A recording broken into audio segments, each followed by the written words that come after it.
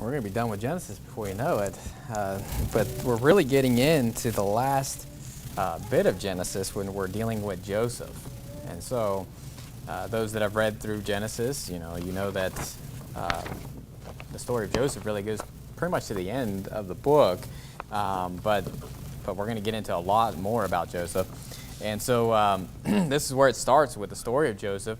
And really with Joseph, what I'm going to be talking about different things in this chapter, but what I'm going to really be focusing on is more so how Joseph parallels with Jesus and the allegories that are going on in this chapter. So you could really go in this chapter and preach on a lot of different things, but I just kind of want to show those pictures that we see with Joseph, kind of like what we saw with Isaac and Abraham and all those pictures that we saw in Genesis chapter 22. And so I probably won't hit all of them. There's probably some that I don't even have in my notes that's in here. You may look at it later and be like, hey, what about that? So this is one of those chapters that is really kind of thick in there as far as the picture of Christ. And so that's one thing with Genesis, though. There's a lot of pictures of Christ in Genesis. That's one reason I love the book of Genesis. But anyway, starting there in verse 1, it says, "And Jacob dwelt in the land wherein his father was a stranger, and in the land of Canaan. These are the generations of Jacob. Joseph, being 17 years old, was feeding the flock with his brethren, and the lad was with the sons of Bilhah and the sons of Zilpah, his father's wives, and Joseph brought unto his father their evil report." Now, one thing I want you to just see here is that how old is Joseph? Joseph's 17 years old. And spoiler alert, he's going to go through a lot of trouble.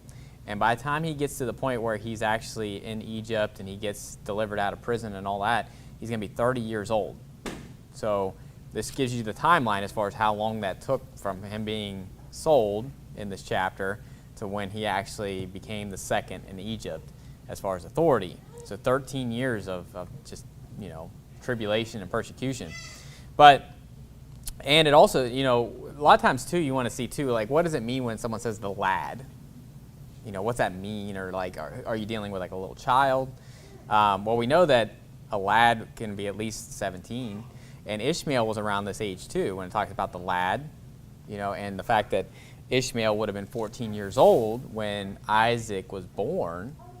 And when Isaac was weaned is when he was cast out. And so let's say he was weaned at 2 years old. That means he's around 16. And so if you remember, she lifted up, she took the lad with her. And so it kind of gives you an idea of how old a lad is. Same thing with a maid and all that other stuff as far as the age goes. So this gives you a good little marker as far as that goes, but it tells us exactly how old he is. But also we see here a little bit about Joseph. It says here that he was with the sons of Bilhah and the sons of Zilpah. So those are the two handmaidens, right? Remember, Bilhah was Rachel's handmaiden, and Zilpah was Leah's, and they both had two sons. If you remember, Dan and Naphtali and Gad and Asher. And so those sons are who he was with. And it says, Joseph brought unto his father their evil report. Okay? Now, it doesn't say that this is a right thing that he did. Actually, the Bible, a lot of times in Proverbs, which we're not going to go there tonight, but it talks about talebearers and tatlers, and it's not a good thing, okay? Now, obviously, that's what I don't want our church to be something where it's like, hey, did you know what so-and-so did? I saw so-and-so over at the movie theater or something. Like, you know what I mean? Like, don't tell me that. Like, I don't want to know, okay? I want to think that everybody's just, praising God and not doing anything wrong, okay? So that's what I see as a tattler, okay, is where you're like, hey, so-and-so watched the movie the other night, or so-and-so did this, or so-and-so did that. It's like, no, I'd rather not know, okay? But if it comes to, like, it's something serious, like if you got the list in 1 Corinthians where someone's an extortioner, covetous, or they're, a fornicator, obviously those are things that need to be brought to my attention. Obviously someone's a sodomite or a reprobate. Obviously that's different. But when you're dealing with just someone, let's say they were doing something they shouldn't be doing, or but it's not something that grievous to where it's a church item that needs to be brought to my attention. Just don't tell me about it, okay? I don't want to know. And if someone comes up to me and they're like, so and so, went and did this, or they did this, and they're trying to get him in trouble. I don't like that, okay? I'm just going to be upfront with you. I'm going to be more angry at you for trying to get them in trouble than what they did, okay? And so I personally think that this is something, as far as Joseph, it's not something that he should be doing. I think that, that's one of the big reasons why they didn't like him, okay? If you think about it, everybody's got their siblings, okay? I had two siblings, or I have two siblings, and the younger one, will tattle on you and say something, and you just want to beat him into the ground, right? That's how you feel about it, okay? I didn't ever cast him into a pit and try to slay him, but you can see that sibling disdain for each other because of that. And so that's how it starts off, and that's interesting that it just says that right off the bat, that he gave an evil report. But we also see in verse 3 there is a fault, I think, with Israel, with Jacob, and how he treated his sons. And this fault caused this issue. Now, you can't take the fault of Israel and excuse what they did, okay? That doesn't excuse it. But you can see how it led into it. You can see how that was the downfall of why they didn't like Joseph and all this other stuff. And so in verse 3 there it says, Now Israel loved Joseph more than all his children, because he was the son of his old age. And he made him a coat of many colors. And when his brethren saw that their father loved him more than all his brethren, they hated him and could not speak peaceably unto him. So the Bible is stating why he loved Joseph. It wasn't that Joseph was like okay, maybe he was a good kid, okay, to a certain extent. I think they were all probably decent sons. But the Bible's stating why he loved him more is because he was his son in his old age. It's because he was Rachel's son. That's what it comes down to. He loved Rachel more than Leah, and therefore he loved Joseph more than the rest of his sons, because he was born of Joseph. And that's why later on he's really hesitant to have Benjamin go with him, because it's Rachel's other son. It's the only son that he has left of Rachel. And so we see why, what the problem is here. He's loving him not based off him being a more righteous son.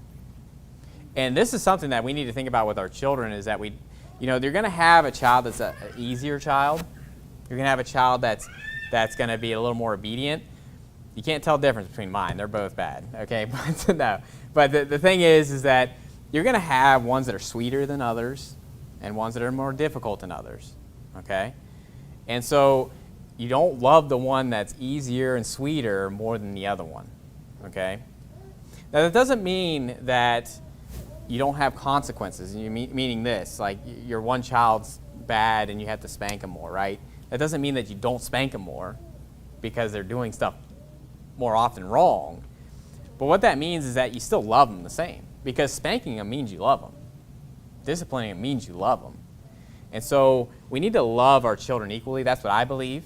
And I believe Jacob made a mistake here on how he was openly loving Joseph more than the rest of his children. And it was prevalent. It was obvious to where they saw it. Okay, so they didn't necessarily. It doesn't say that they hated him because he told on them. Although I think that fueled the fire. Okay, so you can imagine he's the favorite, he's the baby, and he gets everything. He gets this coat of many colors, all this stuff, and he's the youngest. Obviously Joseph is the youngest, Benjamin's the youngest, but he's being spoiled here. And so getting that special treatment, that's what caused all this envy. And so they envied him because of that. And that's where there's all this stuff when he brings up these dreams. Now he's bringing up, we get into the dreams that he has. And the dream's clear that he's stating that all his brethren are going to bow down before him. Okay? So this is festering. Okay? Imagine how this starts. You have the fact that, okay, he goes back and tattles on them. Of what they're doing, or whatever, right? But then, he gets this coat of many colors. It's obvious that Jacob is giving him a lot more attention and treating him better than them. And then Joseph comes and has these dreams and says, oh, by the way, everybody's going to bow down to me. So you can imagine how that would make them feel, okay? That doesn't justify what they did, But you can see how this builds up to where it's not like out of the ordinary that you would think they'd be angry at him, okay? But let's go into the dreams that he has, okay? Because if you know Joseph, that's one of the big things to know about Joseph is that he's an interpreter of dreams, or that he's kind of, what I have the title as Joseph the Dreamer, okay? So he has these dreams that obviously God is giving to him, okay? And so nothing bad about this, but he's showing him this. What's interesting, though, is that he doesn't see, it's kind of like when you see the mountain, but you don't see the valley before it. You see the mountain, which the dream is that all his brethren are going to bow down to him. But you don't see the valley of the 13 years that he has to go through all this hardship to get to that, okay? And so sometimes we need to realize that as far as we see that mountain, we see that mark we're trying to get, but a lot of times we don't see the valley that we have to go through to get to that point. And so, or God won't even he'll maybe show you, hey, here's where you need to be, but you don't see what you have to go through to get to that, okay? But in verse 5 there's two dreams that he has, and I believe both the dreams are talking about the same thing, okay? So in verse 5 there, it says, "And Joseph dreamed a dream, and he told it his brethren, and they hated him yet the more." And you'll see why, okay? So he's going to explain the dream that he told them. And verse 6 it says, "And he said unto them, Hear I pray you this dream which I have dreamed. For behold, we were binding sheaves in the field, and lo, my sheaf arose, and also stood upright. And behold, your sheaves stood round about, and made obeisance to my sheaf. And his brethren said to him, Shalt thou indeed reign over us? Or shalt thou indeed have dominion over us? And they hated him yet the more for his dreams, and for his words. And he dreamed yet another dream, and told it his brethren, and said, Behold, I have dreamed a dream more. And behold, the sun and the moon and the 11 stars made obeisance to me. And he told it his father and to his brethren, and his father rebuked him, and said unto him, What is this dream that thou hast dreamed? Shall I and thy mother and thy brethren indeed come to bow down ourselves to thee, to the earth? And his brethren envied him, but his father observed the same." So there's two dreams here. We have the one dream where you have these sheaves that are bowing down to his sheaf, and then you have the sun, moon, and stars, the 11 stars that are bowing down to him. So it's both the same type of dream, it's just different ways of showing it. But what this shows me is that this dream was established by God, because it was twice. Now this is going to happen later when he interprets the dream for Pharaoh. Go to Genesis 41, and what Joseph's going to state later, we'll see back here, would apply as well. Because if you remember, we'll get into that eventually when we get to that chapter, as far as that Pharaoh has this dream about the kine, but then also the corn, right? And the same, it was a different dream, but it was the same thing that was happening, dealing with the 7 years of famine, 7 years of plenty. And so, but in verse 32, I just want you to see this. It says, "And for that the dream was doubled unto Pharaoh twice, it is because the thing is established by God, and God will shortly bring it to pass." So why was this doubled? Because it's established by God, because it was going to happen, okay? And so it's interesting, that's how the story starts with Joseph, and that's kind of how it ends with Joseph, as far as how he got set up as the second in command in Egypt.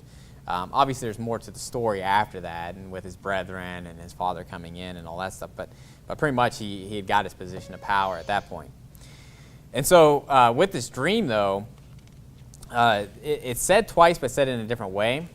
But I wanted to address the sun, moon, and stars, and go to Revelation chapter 12, because people take this passage here, and in Revelation chapter 12, they try to state that the people in Revelation 12 are the nation of Israel.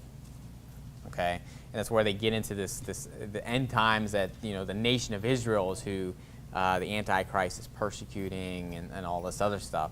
And so I just wanted to address that, because they kind of come back to this passage with the sun, moon, and stars, dealing with the children of Israel and all that stuff. So, but I just want to talk about that for a second.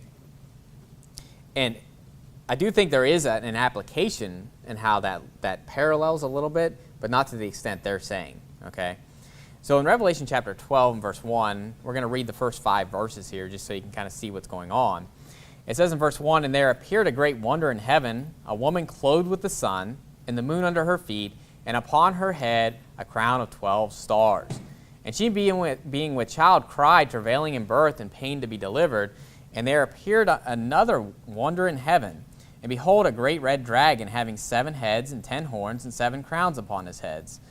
And his tail drew the third part of the stars of heaven, and did cast them to the earth. And the dragon stood before the woman, which was ready to be delivered, for to devour her child as soon as it was born.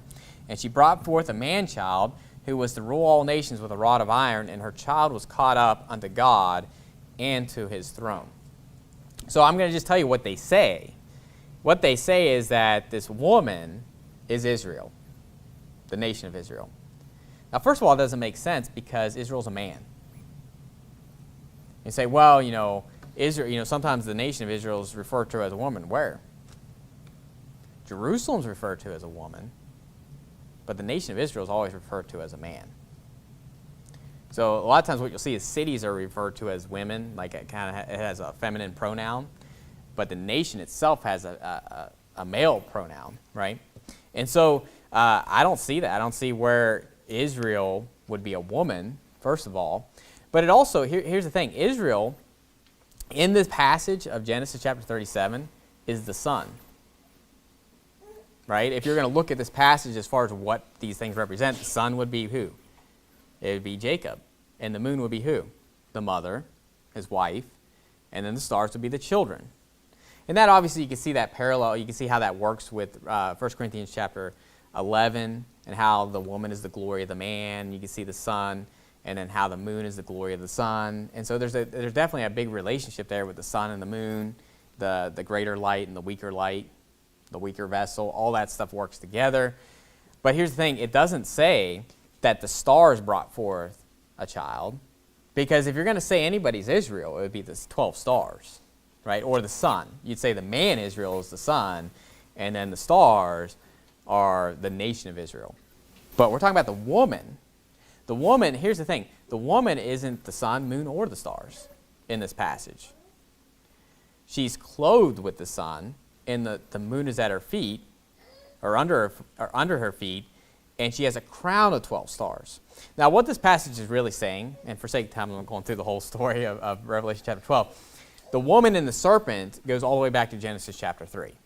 And the seed, right? I'll put enmity between her seed and thy seed. And as you see in this passage, you're dealing with the serpent and the woman going at it with each other. But then it's the Antichrist, which would be the seed of Satan, against the seed of the woman, which is those that keep the commandments of God, those that are saved, right?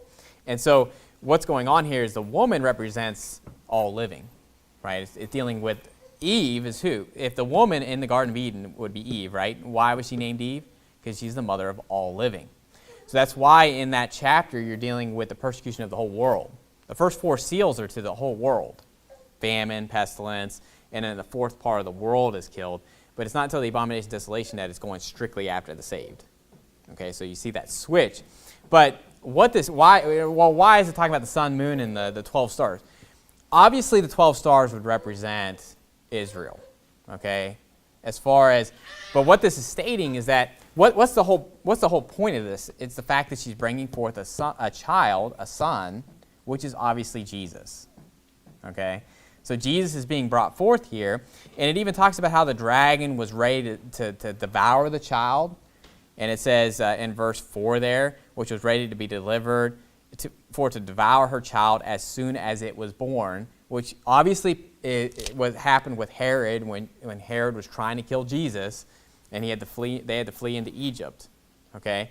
And then when it says that she brought forth a man-child who was to rule all nations with a rod of iron, that's obviously talking about Jesus. And then it says her child was caught up unto God and to his throne because he's sitting at the right hand of God. Okay, so we're obviously talking about Jesus. And the reason it talks about the sun, moon, and the 12 stars around on a crown of 12 stars is because Mary was obviously someone that was born of Eve. I mean, it would come down of Eve and of the woman. She's a living person. but she was of the nation of Israel. And it's proving that Jesus came out of the tribe of Israel. And specifically, if you go to Revelation chapter 5, of the line of the tribe of Judah. And so in Revelation 5:5, it says, "And one of the elders saith unto me, Weep not, behold, the Lion of the tribe of Judah, the root of David, hath prevailed to open the book and to loose the 7 seals thereof." So all this is stating here in Revelation 12 is the fact that Jesus was born in that lineage. And we see that in Matthew 1, we see that in Luke chapter 3, that proves that Jesus' lineage comes all the way back to Judah, to Israel, to Abraham, right? And even going into David, being more specific with David, right? And Jesus says in Revelation 22 and verse 16, "I, Jesus, have sent mine angel to testify unto you these things in the churches. I am the root and the offspring of David and the bright and morning star." He's the root of David because he created David. But he's also he's the offspring of David because he was born of the Virgin Mary. So he's God who created everything, but he also became a man. And so that's all that's saying. But I just wanted to address that because they always go back to that passage in Genesis 37. And I do think there is kind of a foreshadowing a little bit.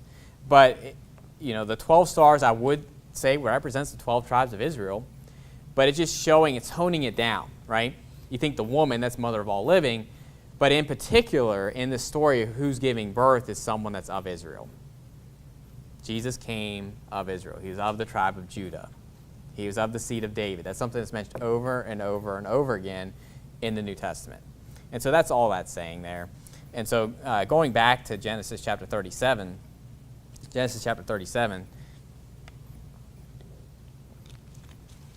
but people always go into that type of weird stuff, okay, when it comes to like pulling in the Jews or pulling in all this other stuff.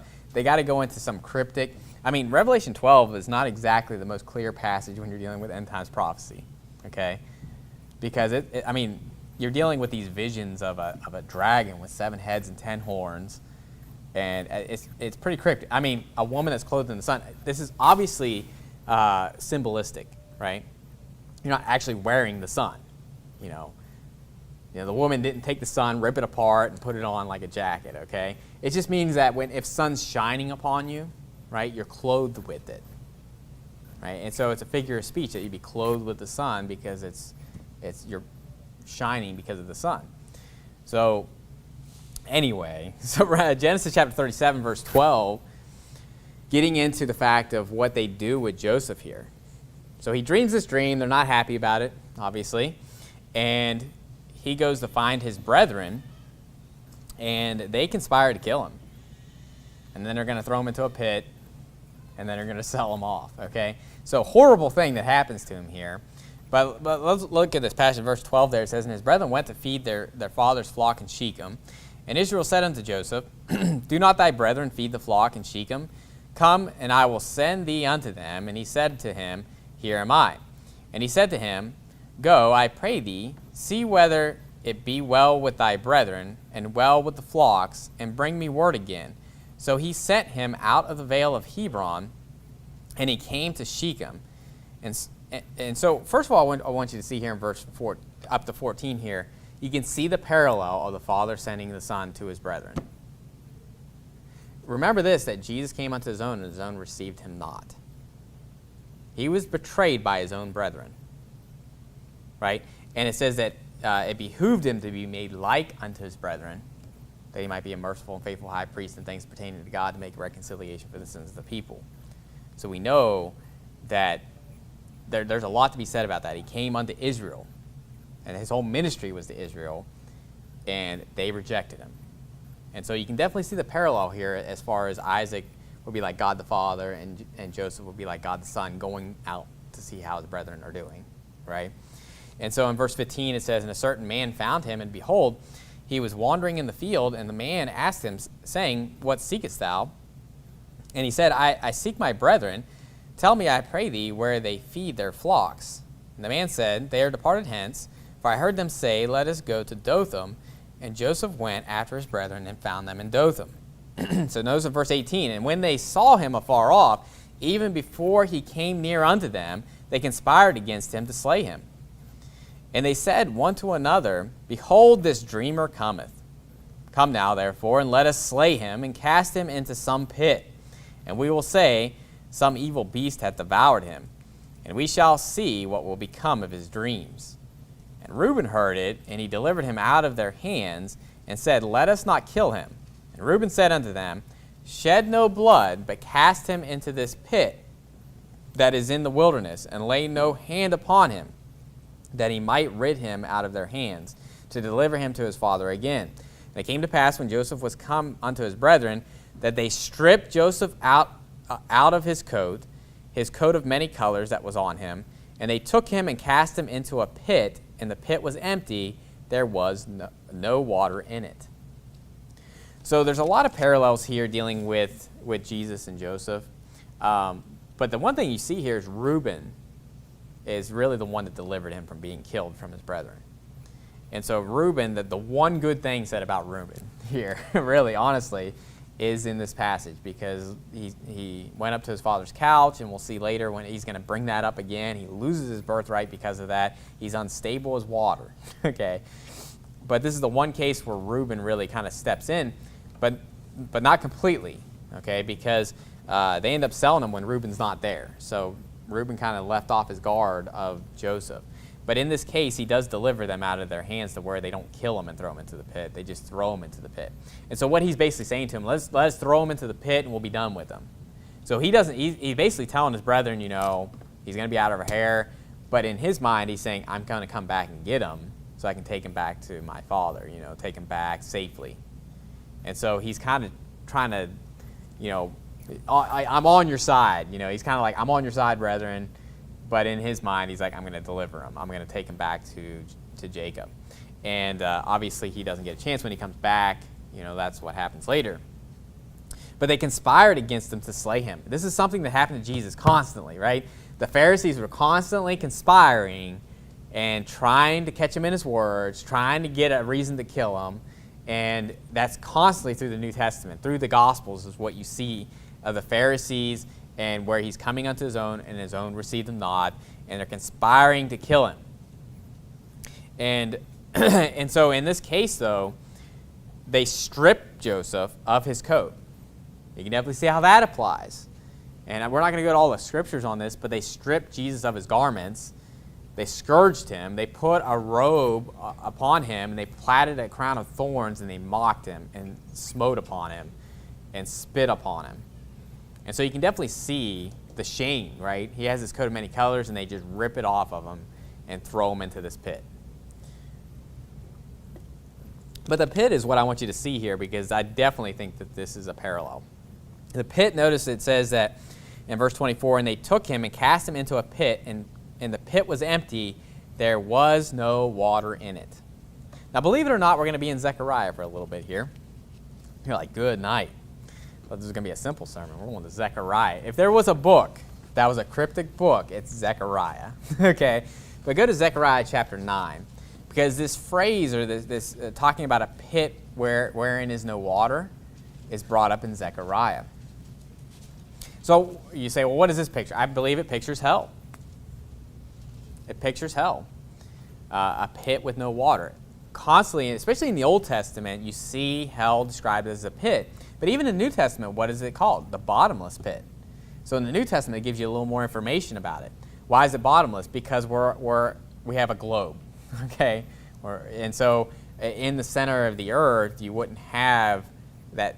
It basically there would be no bottom, right? Because as soon as you got to the middle, now down is up. So there's no bottom. That's why it's the bottomless pit. But this pit that has no water. Why? Because it's a big ball of fire. That's why.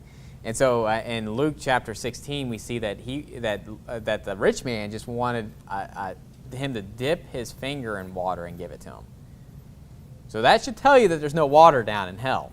If he just wants just a little bit, that'd be like, he's not just saying a drip of water. He's just saying, put your finger in water and put your finger on my tongue. Just a little amount of water that would even stick on your finger. That's how much he wanted. So there's no water in hell. I've heard people preach about like no tears in hell. because it would be like physically impossible to have tears with all the heat and the fire and all that stuff.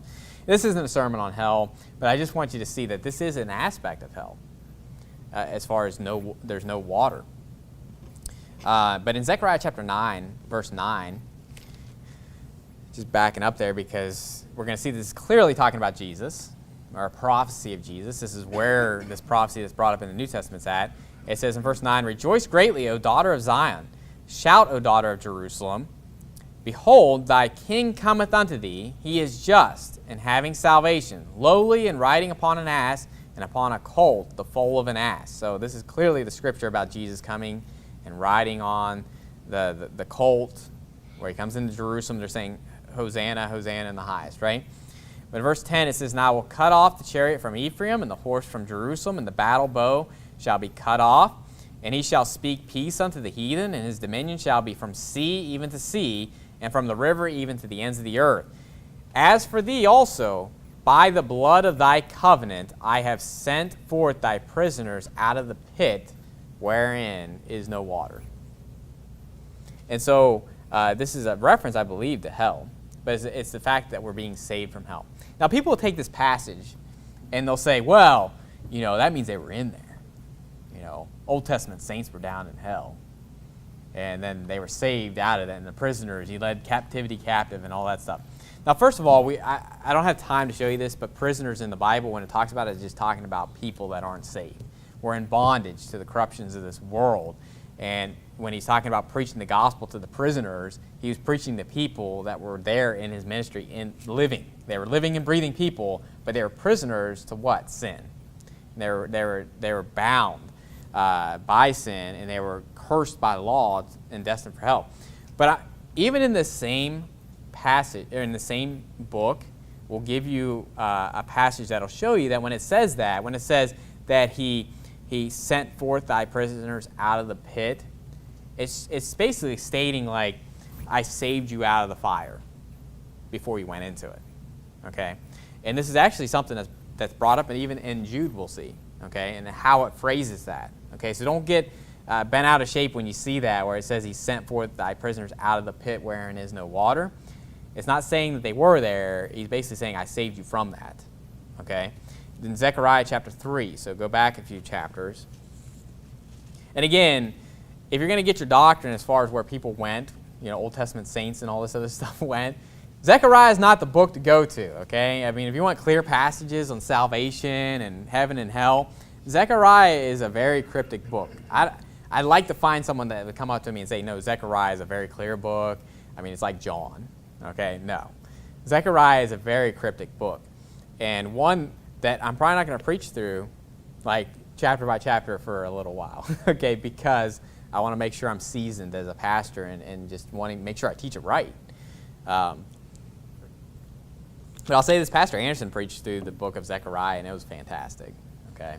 It was one of those books I'm like, man, that was a good, I mean, you just tell, like, he knows his stuff, and when he was going through it, I'm like, oh, it makes sense, and like, there's different passages that are really tough, but I don't want to just wing that one, okay? I'm not just going to go into that one and just be like, all right, let's see what happens. No, I want to make sure I know what I'm talking about when I go into it. But in Zechariah chapter 3 and verse 1 there, dealing with Joshua the high priest here, it says in verse 1, it says, "And he showed me Joshua the high priest standing before the angel of the Lord, and Satan standing at his right hand to resist him. And the Lord said unto Satan, The Lord rebuke thee, O Satan, even the Lord that hath chosen Jerusalem rebuke thee. Is not this a brand plucked out of the fire?" So he's asking a question there, but notice it's plucked out of the fire. Now, did Jerusalem go to hell and come back? Or is he stating a fact that he saved them from that fire? Or he saved Joshua from that fire? So keep reading there in verse 3. It says, "Now Joshua was clothed with filthy garments, and stood before the angel. And he answered and spake unto those that stood before him, saying, Take away the filthy garments from him. And unto him he said, Behold, I have caused thine iniquity to pass from thee, and I will clothe thee with change of raiment." And so everybody knows, when you look in Revelation, that what's the change of raiment? The white linen, which is the righteousness of saints. And so the garment, talking about the flesh. Go to Jude, and we use this for soul winning all the time. So what do we see in Zechariah dealing with Joshua and dealing with Jerusalem? He's saying that this is a brand plucked out of the fire. Okay? He's not saying that Jerusalem was in hell and then they brought him out of hell. No, it's basically saying it's been saved from hell. It's been saved from the fire. And verse 22 of Jude, it says, and of some have compassion, making a difference, and others save with fear, notice this, pulling them out of the fire, hating even the garment spotted by the flesh. So when we win people to Christ, are we literally pulling them out of hell? Like they're in hell and then we pull them out? No. When we save them, we're pulling them out of the fire because they're condemned already. He that believeth on the Son hath everlasting life, and he that believeth not the Son shall not see life, but the wrath of God abideth on him. He that believeth on him is not condemned, but he that believeth not is condemned already, because he hath not believed in the name of the only begotten Son of God. Because if you're not saved, if you're not believing on Christ, it's destined. I mean, it's as if you're in the fire already. It's just when you get saved, you're being pulled out of it. Okay? And so don't get caught up with that when it talks about, that he sent forth the prisoners out of the pit. I mean, even in the same book, it talks about a brand that was plucked out of the fire. And then we are saving those with fear, pulling them out of the fire. Okay? And so it's just a phrase, it's just a way to express that that's what they're being saved from. By what? The blood of his covenant. So there's an Old Testament picture of what it takes to be saved. It's by his blood. It's always been by his blood. He's the lamb slain from the foundation of the world. And his blood was there before the foundation of the world, but he was before ordained, before the foundation of the world, but was manifest in these last times for you. So I just wanted you to see that pit with no water. You can see, obviously, if Joseph is kind of being an allegorical picture of Jesus, his father sent him to see how his brethren were doing. His brethren conspired to kill him, and they threw him into a pit after they stripped him from all his garments. If you can't see Jesus coming unto his own, and his own received him not, he was stripped of his garments, he was crucified, and then his body was put into a tomb, and his soul was not left in hell, neither his flesh did see corruption. I don't know what to tell you, because that is obviously a picture of the fact that he went into the pit, wherein is no water, but he didn't stay there. So in this passage, as far as what we see with how Jacob responds to this, it's the death. It's the death of his son. Okay, now we know that he didn't really die in this passage, just as much as Isaac didn't really die, although it pictured the death, burial, and resurrection, right?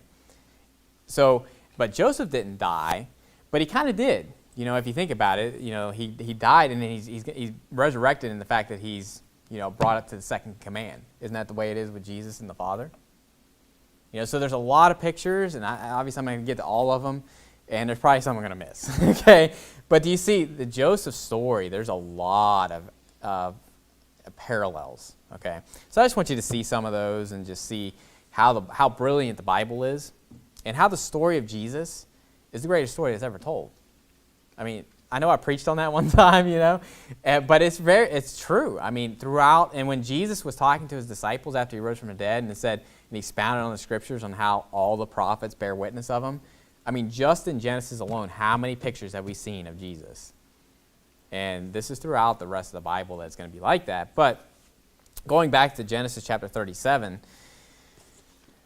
there's another picture that you're going to see here. So as Reuben is off, and obviously he's not there because when he comes back, Joseph's gone, his brethren conspire to sell him. So they're going to sell him off to these Midianites, and ultimately he ends up in Egypt.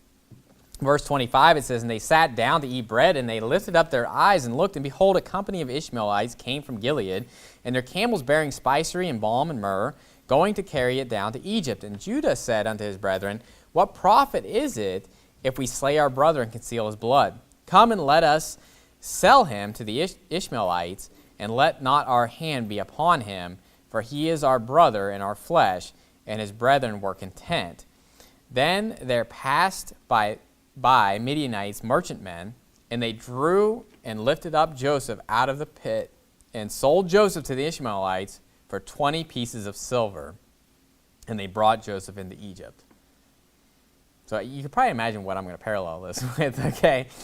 20 pieces of silver, 30 pieces of silver that Judah sold and betrayed Jesus for. Go to Zechariah chapter 11. You're like, good night, we're spending time in Zechariah. Yeah, but there's a lot of prophecies about Jesus in Zechariah. And so there's a lot of cryptic stuff, but then there's a lot of stuff that's very clear because the New Testament gives clarity to it. And so that's why when you can go back to Zechariah, you basically, the best way to understand a cryptic book is to take all the passages that you know for sure have been clarified in the New Testament and just know for sure that's what that's talking about, right? When I showed you the king coming lowly and upon the colt, the foal of an ass, there's no question of what that's talking about. It's already been done. So you can look at that and be like, case closed. This is talking about Jesus coming into Jerusalem, that we know what that's talking about. And so the same thing with the 30 pieces of silver in Zechariah chapter 11. Zechariah chapter 11, verse 12, and it says, "And I said unto them, if you think good, give me my price, and if not, forbear. So they weighed for my price 30 pieces of silver. And the Lord said unto me, cast it unto the potter, a goodly price that I was priced at of them. And I took the 30 pieces of silver and cast them to the potter in the house of the Lord." And so, obviously, this is talking about Jesus being betrayed for 30 pieces of silver.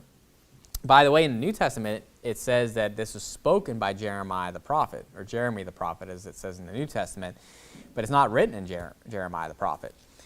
But that's why it's very important when it says spoken and not written, okay? Because obviously Jeremiah spoke it, but he didn't write it. That's why in Matthew chapter 2 it says, as spoken by the prophets, he shall be called a Nazarene. But you can't find that in the Old Testament. But it's spoken, not written. That's why Enoch prophesied, that the Lord shall come with 10,000s of his saints, never written in the Old Testament, but he spoke it. And so that's why it's very, Brother Dave was talking about Old Testament salvation. It's a foolish thought to look at the Old Testament and say this is all they knew. Because it's very clear in the New Testament there were things that they knew and things that were spoken that wasn't written. I mean, we have plenty of scripture showing that. Enoch's an example, Jeremiah's an example, and just different prophecies that came to pass are examples of that. But we see that definitely would parallel. But another thought here, he goes into Egypt. Okay? What does Jesus do when he's born? When he's born, Herod wants to kill him. We saw that in Revelation chapter 12, that the dragon was trying to kill him. And the angel tells him to go into Egypt. Notice in Matthew, go to Matthew chapter 2. Matthew chapter 2.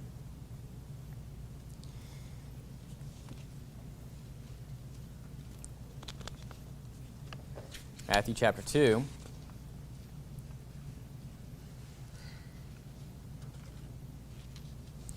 And so, like I said, I was talking to Brother Matt Stuckey because he's actually preaching on Reuben in this chapter tonight. And so we're both in the same chapter and all that stuff, but he was talking to me about Reuben and stuff. I'm like, well, I'm not really getting too much into Reuben. But so there's so many other things that you get into in this chapter dealing with his brethren. I mean, Judah, for example, saves him here. So you have Reuben, the firstborn, who saves him initially. But then it's really Judah who steps in when his brother, when Reuben's not there, and Judah steps in and says, don't kill him, let's just sell him. Okay? And we know that Judah is the one that actually is going to have the genealogy of Jesus. So you could see definitely a parallel there as far as the line out of the tribe of Judah and how he delivered him and all that. But anyway, in Matthew chapter 2 and verse 14 it says, when he arose, he took the young child and his mother by night and departed into Egypt, and was there until the death of Herod, that it might be fulfilled which was spoken of the Lord by the prophet, saying, out of Egypt have I called my son. And when you go to the Hosea in chapter 11, verse 1, that's where that's being said. It says, as spoken by the Lord by the prophet. In Hosea 11:1, it says, when Israel was a child, then I loved him and called my son out of Egypt. So you can definitely see how this would picture in the fact that he's being sold into Egypt, and how even Jesus had to flee into Egypt for a little bit before he came into Nazareth and all that stuff. So just trying to show you some parallels here as far as what's going on with Joseph. And this is just chapter 37, okay? Because chapter 38 kind of like chapter 36 deals with Edom and Esau and all his descendants. Chapter 38 is going to be kind of like this little interlude where you're dealing with Judah and Tamar and that whole story. But it's going to pick back up where it leaves off in this chapter and chapter 39. And it's going to go straight from where he's in Egypt and what's going on with Potiphar and all that stuff. So, but there's just a lot more stuff these chapters will be packed. So, but going back to Genesis chapter 37, at the end of the chapter here,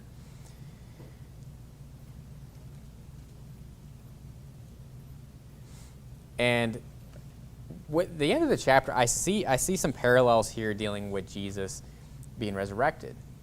Okay, because notice it says in verse 29, it says, "And Reuben returned unto the pit, and behold, Joseph was not in the pit, and he rent his clothes." So you can definitely see when Jesus rose from the dead, it wasn't like everybody was just happy immediately, right? They went to the tomb, they were still sorrowful. It's like they didn't believe that he rose from the dead. And they went to the tomb, they saw he wasn't there. And so there was still sorrow, there's still confusion going on as far as what was going on. It's not until later that they finally saw him. And then, obviously they were rejoicing and all that.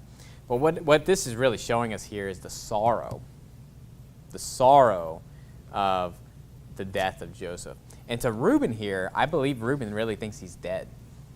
Because notice in verse 30, it says, "And he returned unto his brethren and said, The child is not, and I, whither shall I go?" So Reuben, I think, is really thinking he's gone, he's dead, that his brothers killed him or something happened to him, right? And so he doesn't, I think that's just his mentality. Because later on, when we're dealing with Jacob and how his brethren come back and says, "We need to take Benjamin with us," because Joseph is obviously kind of toying with him, right? And he says, Joseph is not. So when it says that, remember Rachel weeping for her children because they are not. When it says that are not, is not, is the beast that was and is not, right? And shall ascend out of the bottomless pit. When it says that, it means they're dead. Okay, so that's what he's stating here, is that the child is not. So he believes that Joseph's dead. And he's saying, "I, whither shall I go?" So you can imagine, because he's the eldest. He's the eldest brother, and he allowed his younger brother to die. And we'll see this with Judah later on, because when he's threatening to take Benjamin away from him, and he swore to his father that he'd bring him back safely, and he's going to say, "How can I return to my father if the lad be not with me?" And so you can definitely see kind of Reuben and Judah and how they kind of handle these situations. But notice in verse 31, it says, "And they took Joseph's coat and killed a kid of the goats and dipped the coat in the blood. And they sent the coat of many colors, and they brought it to their father and said, This have we found. Know now whether it be thy son's coat or no. And he knew it and said, It is my son's coat. An evil beast hath devoured him. Joseph is without doubt rent in pieces." So you can even see with this coat and the fact of it being dipped in blood, who's going to have a vesture dipped in blood? Jesus. And what does the blood represent? Obviously, it represents his blood, the blood he shed for the sins of many. Okay? And even those that killed him. Right? And so there's definitely a parallel there with the coat, the garment dipped in blood.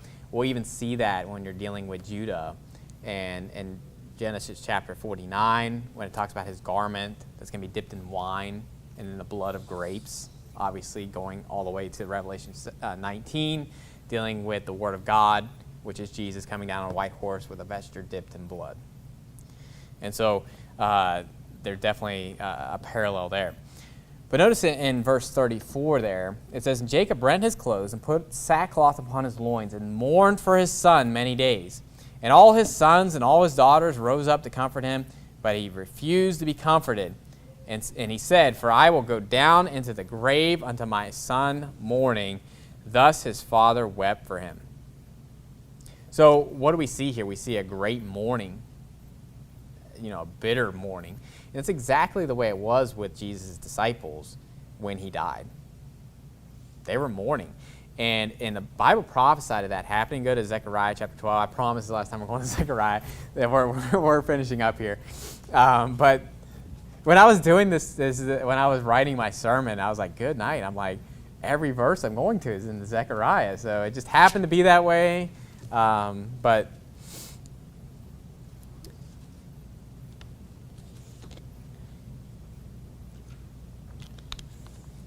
in chapter 12 and verse 10,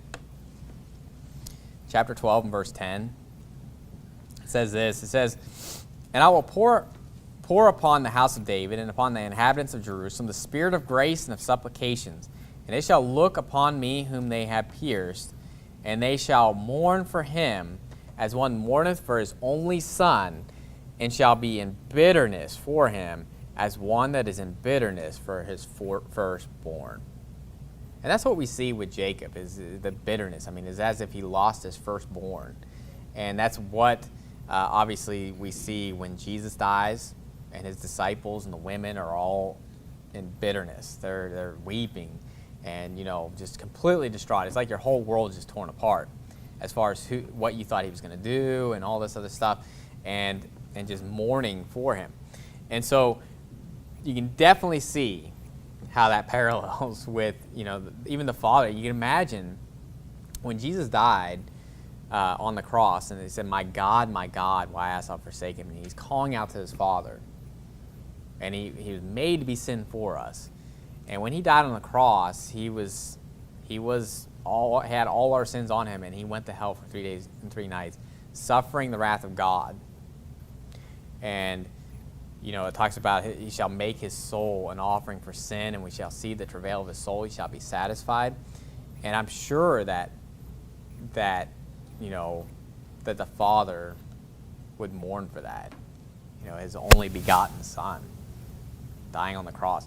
And so, but all the people that knew Jesus, all, the women, all his disciples mourning for him. And even when they went to the tomb and saw it was empty, they were still in mourning. They were still in unbelief. And it wasn't until he appeared unto them that they obviously had the joy of seeing that, hey, he actually is alive. He's not dead. And so just a great story with Joseph. In the last verse there, it says, "And the Midianites sold him into Egypt unto Potiphar, an officer of Pharaoh's, a captain of the guard." So when we get to chapter 39, that's when we're going to get into that story. And I know these are familiar stories, but we can always learn something, and there's always something, especially with that story, as far as just dealing with fleeing fornication and all that stuff that we're going to be getting into. But I wanted to see all those parallels, and so just the allegory of Joseph, and maybe that's some of that stuff you're just like, yeah, I kind of already knew, like all those different things. But hopefully, maybe one of those you're just like, oh, I never really thought about that, dealing with how that pictures Christ. But Joseph, it's one of those things that when I see the story, I see the beginning of Joseph where he's giving the evil report of his brothers, and before honor is humility.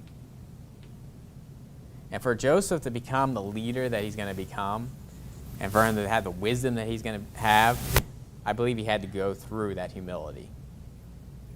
And so that's what the story of Joseph, what I see with Joseph and his character. His character was molded by the humility he had to have through that. And we see obviously that God was with him through all that, but just trusting in the Lord, being humble, being a servant. Just think about 13 years of being a servant and a prisoner before he became the second in power. And Jesus came not to be ministered unto, but to minister. Jesus was the greatest servant of all. And that's what we need to do as Christians, is we need to be servants. And if we want to be the greatest in the kingdom of heaven, you need to be the biggest servant down here. And so let's remember that. But it's just a cool story, obviously, with Joseph. So, but let's end with a word of prayer. Dear Heavenly Father, Lord, we thank you for this evening. Thank you for everybody that came out, and pray that you be with those that aren't feeling well, and just pray that you'd heal us from any illnesses, any diseases, anything like that, Lord. Just pray that you'd protect our family here at Mountain Baptist, and just pray that you be with us as we go back to work, and just help us get everything we need to get done. And Lord, we just pray that everything that we do would bring glory to you. And Lord, we love you and pray all in Jesus Christ's name. Amen.